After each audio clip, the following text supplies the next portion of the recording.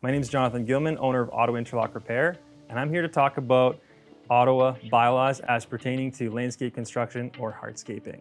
We work all around Ottawa, 5 crews going every day, and sometimes we're on someone's front yard, front steps. We look around and all we see are bylaw violations. Every single property in some neighborhoods have violations.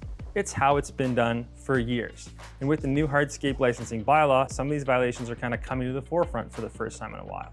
I'm here today to take you through some of the violations so you understand what to look out for, what's been illegal for a long time but hasn't really been spotlighted until this issue came to the news and came to the city, and they started putting some more hardscape licensing stuff into place. Bylaws haven't changed or gotten more crazy on us. It's just stuff that hasn't been talked about a lot is coming to light. So pay attention when you're planning your project. ROW is the big one, city's right of way.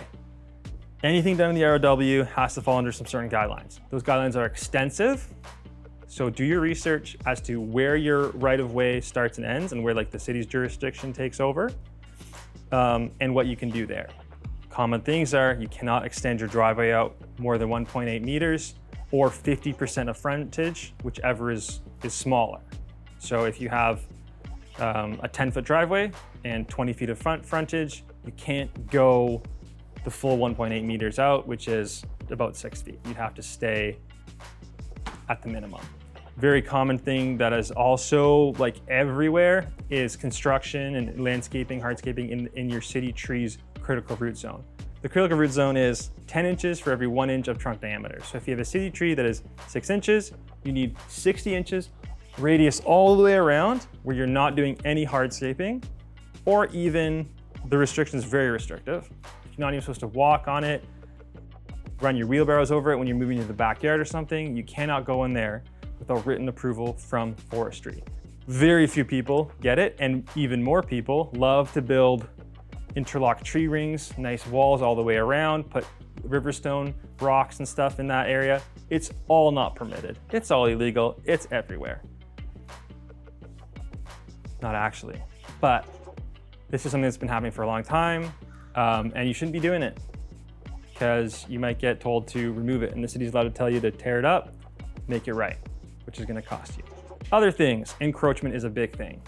Encroachment means parking construction equipment, dumping gravel, blocks, anything in the city's right of way on the side of the road there, or on your lawn of the right of way, that's affecting the city's ability to use its area that has jurisdiction over. You need a permit if you're going to be blocking that off. Just cones or maybe a sign and a smile is not good enough. You're supposed to get a permit if you're going to be leaving a dumpster there or anything there while doing your construction project. Active loading and unloading is allowed. And again, this is something that's been around for a long time. It's not very enforced, but it is enforced sometimes. I've had some officers come by and tell me to move stuff and get my permits in order and stuff. Over the past few years, it happens.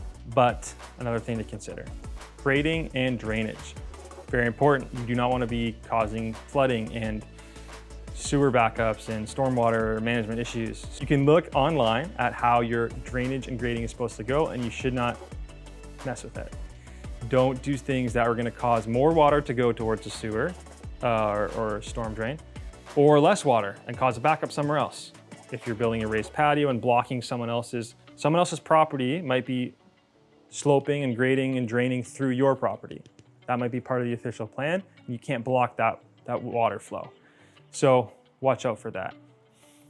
On any given hardscaping project, there's 5 or 6 or more things to consider regarding permits and zoning and permitted uses and bylaws. So you want to make sure you're doing all your due diligence to get that.